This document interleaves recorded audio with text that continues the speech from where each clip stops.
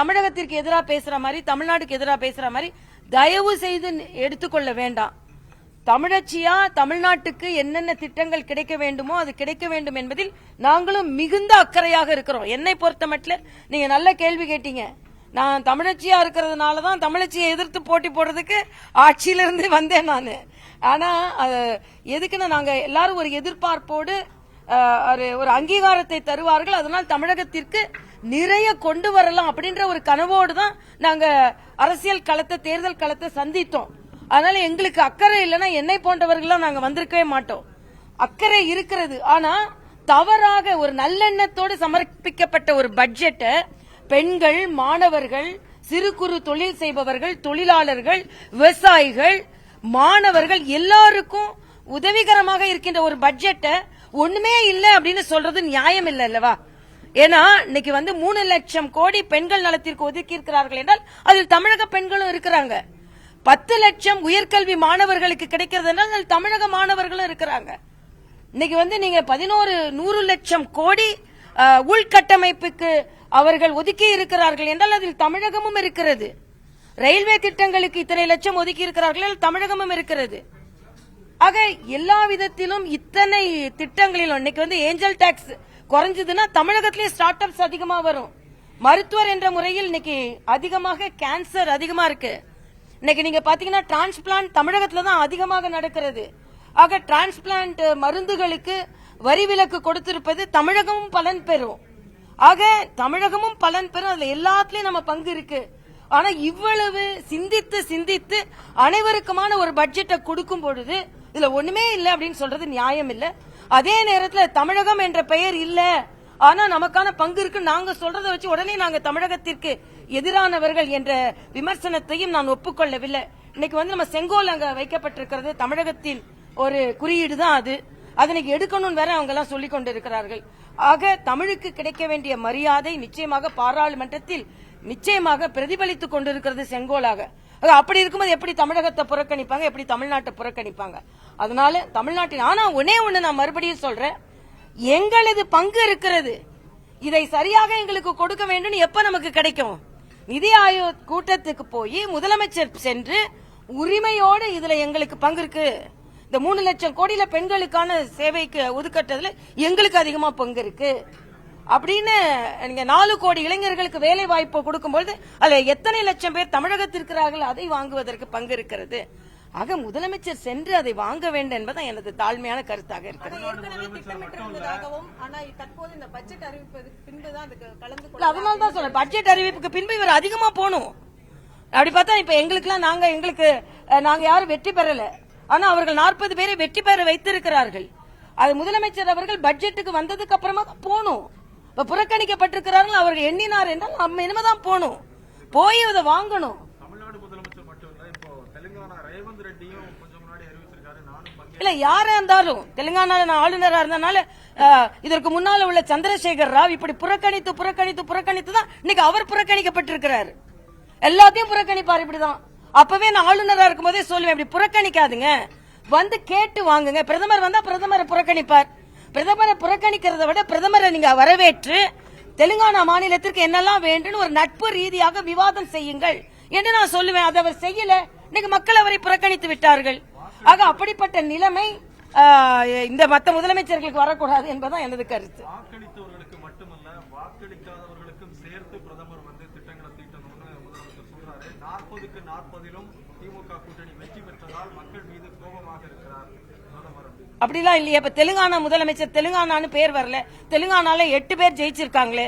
ஆக வாக்கு ரீதியாக இந்த முடிவு இல்லை என்பது தெளிவுபடுத்தப்படுகிறது. கர்நாடகா,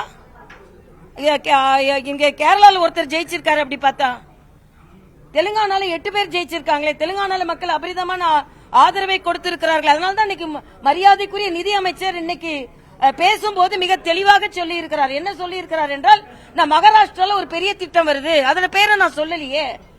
ஆக எல்லாவற்றிற்கும் இப்ப அடிப்படை கட்டமைப்புனா அதுல நம்மளோட மெட்ரோ ரயில் இருக்கலாம், நம்மள சாலை வசதிகள் இருக்கலாம், நமது ரயில்வே லைன்கள் இருக்கலாம்.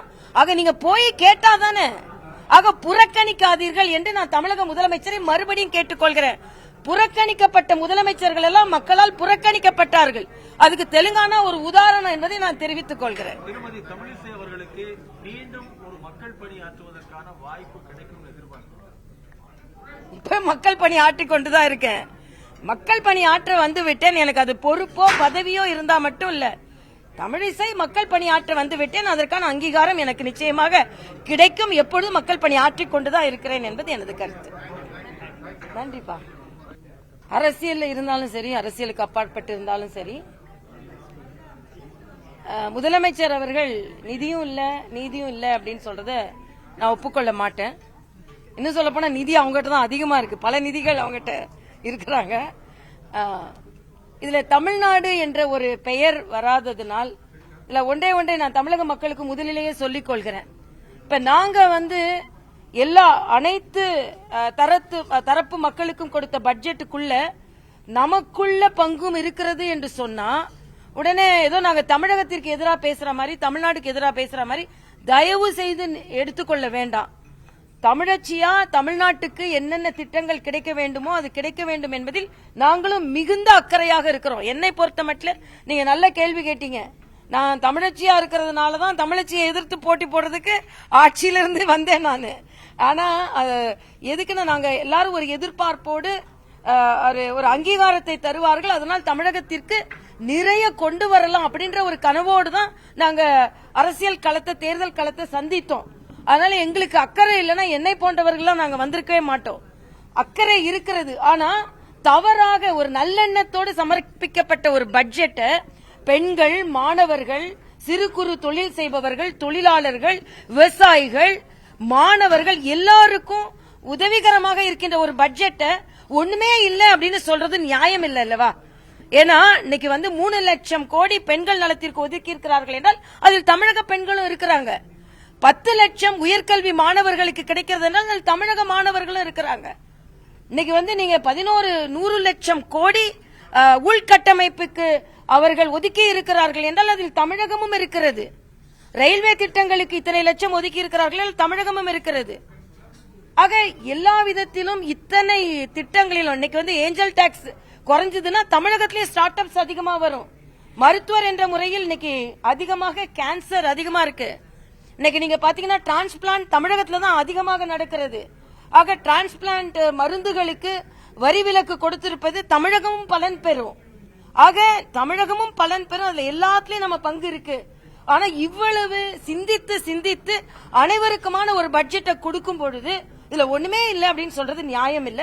அதே நேரத்தில் தமிழகம் என்ற பெயர் இல்ல, ஆனா நமக்கான பங்கு இருக்கு நாங்க சொல்றதை வச்சு உடனே நாங்க தமிழகத்திற்கு எதிரானவர்கள் என்ற விமர்சனத்தையும் நான் ஒப்புக்கொள்ளவில்லை.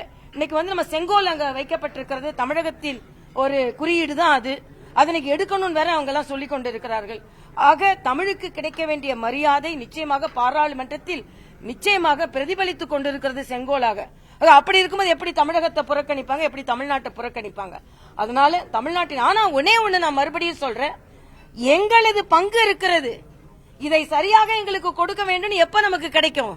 நிதி ஆயோக் கூட்டத்துக்கு போய் முதலமைச்சர் சென்று உரிமையோடு இதுல எங்களுக்கு பங்கு இருக்கு, இந்த 3 லட்சம் கோடியில பெண்களுக்கான சேவைக்கு ஒதுக்கட்டதுல எங்களுக்கு அதிகமா பங்கு இருக்கு அப்படின்னு நீங்க 4 கோடி இளைஞர்களுக்கு வேலை வாய்ப்பு கொடுக்கும்போது அதுல எத்தனை லட்சம் பேர் தமிழகத்தில் இருக்கிறார்கள், அதை வாங்குவதற்கு பங்கு இருக்கிறது. ஆக முதலமைச்சர் சென்று அதை வாங்க வேண்டும் என்பது எனது தாழ்மையான கருத்தாக இருக்கிறது. அதனால தான் சொல்றேன், பட்ஜெட் அறிவிப்புக்கு பின்பு இவர் அதிகமா போகணும். அப்படி பார்த்தா இப்ப நாங்க யாரும் வெற்றி பெறல, ஆனா அவர்கள் 40 பேரை வெற்றி பெற வைத்திருக்கிறார்கள். அது முதலமைச்சர் அவர்கள் பட்ஜெட்டுக்கு வந்ததுக்கு அப்புறமா தான் போகணும். இப்ப புறக்கணிக்கப்பட்டிருக்கிறார்கள் அவர்கள் எண்ணினார் என்றால் நம்ம இனிமேதான் போகணும், போய் அதை வாங்கணும். தமிழ்நாடு முதலமைச்சர் மட்டும் இல்ல, இப்போ தெலுங்கானா ரேவந்த் ரெட்டியும் கொஞ்சம் முன்னாடி அறிவிச்சிருக்காரு. நானும் இல்ல யாரா இருந்தாலும் தெலுங்கானால நான் ஆளுநரா இருந்தனால இதற்கு முன்னால உள்ள சந்திரசேகர் ராவ் இப்படி புறக்கணித்து தான் இன்னைக்கு அவர் புறக்கணிக்கப்பட்டிருக்கிறார். எல்லாத்தையும் புறக்கணிப்பார். இப்படிதான் அப்பவே நான் ஆளுநரா இருக்கும் போதே சொல்லுவேன், இப்படி புறக்கணிக்காதுங்க, வந்து கேட்டு வாங்குங்க. பிரதமர் வந்தா பிரதமரை புறக்கணிப்பார். பிரதமரை புறக்கணிக்கிறத விட பிரதமரை நீங்க வரவேற்று தெலுங்கானா மாநிலத்திற்கு என்னெல்லாம் வேண்டும் ஒரு நட்பு ரீதியாக விவாதம் செய்யுங்கள் என்று நான் சொல்லுவேன். அதை அவர் செய்யல. இன்னைக்கு மக்கள் அவரை புறக்கணித்து விட்டார்கள். ஆக அப்படிப்பட்ட நிலைமை இந்த மற்ற முதலமைச்சர்களுக்கு வரக்கூடாது என்பதுதான் எனது கருத்து. வாக்களித்தவர்களுக்கு மட்டுமல்ல, வாக்களிக்காதவர்களுக்கும் சேர்த்து பிரதமர் திட்டங்களை தீட்டணும்னு முதலமைச்சர் சொல்றாரு. 40க்கு 40 நாற்பதிலும் திமுக கூட்டணி வெற்றி பெற்றதால் மக்கள் மீது கோபமாக இருக்கிறார் பிரதமர். அப்படிலாம் இல்லையா? இப்ப தெலுங்கானா முதலமைச்சர், தெலுங்கானான்னு பேர் வரல, தெலுங்கானால 8 பேர் ஜெயிச்சிருக்காங்களே. ஆக வாக்கு ரீதியாக இந்த முடிவு இல்லை என்பது தெளிவுபடுத்தப்படுகிறது. கர்நாடகா, இங்க கேரளால ஒருத்தர் ஜெயிச்சிருக்காரு. அப்படி பார்த்தா தெலுங்கானால 8 பேர் ஜெயிச்சிருக்காங்களே. தெலுங்கானால மக்கள் அபரிதமான ஆதரவை கொடுத்திருக்கிறார்கள். அதனால்தான் இன்னைக்கு மரியாதைக்குரிய நிதி அமைச்சர் இன்னைக்கு பேசும்போது மிக தெளிவாக சொல்லி இருக்கிறார். என்ன சொல்லி இருக்கிறார் என்றால், நான் மகாராஷ்டிரால ஒரு பெரிய திட்டம் வருது, அதோட பேரை நான் சொல்லலையே. ஆக எல்லாவற்றிற்கும் இப்ப அடிப்படை கட்டமைப்புனா அதுல நம்மளோட மெட்ரோ ரயில் இருக்கலாம், நம்மள சாலை வசதிகள் இருக்கலாம், நமது ரயில்வே லைன்கள் இருக்கலாம். ஆக நீங்க போய் கேட்டாதானே. ஆக புறக்கணிக்காதீர்கள் என்று நான் தமிழக முதலமைச்சரை மறுபடியும் கேட்டுக்கொள்கிறேன். புறக்கணிக்கப்பட்ட முதலமைச்சர்கள் எல்லாம் மக்களால் புறக்கணிக்கப்பட்டார்கள். அதுக்கு தெலுங்கானா ஒரு உதாரணம் என்பதை நான் தெரிவித்துக் கொள்கிறேன். திருமதி தமிழிசை அவர்களுக்கு மீண்டும் ஒரு மக்கள் பணி ஆற்றுவதற்கான வாய்ப்பு கிடைக்கும் எதிர்பார்க்கிறேன். இப்ப மக்கள் பணி ஆற்றிக் கொண்டுதான் இருக்கேன். மக்கள் பணி ஆற்ற வந்து விட்டேன். எனக்கு அது பொறுப்போ பதவியோ இருந்தா மட்டும் இல்ல, தமிழிசை மக்கள் பணி ஆற்ற வந்து விட்டேன். அதற்கான அங்கீகாரம் எனக்கு நிச்சயமாக கிடைக்கும். எப்பொழுதும் மக்கள் பணி ஆற்றிக் கொண்டுதான் இருக்கிறேன் என்பது எனது கருத்து. நன்றிப்பா.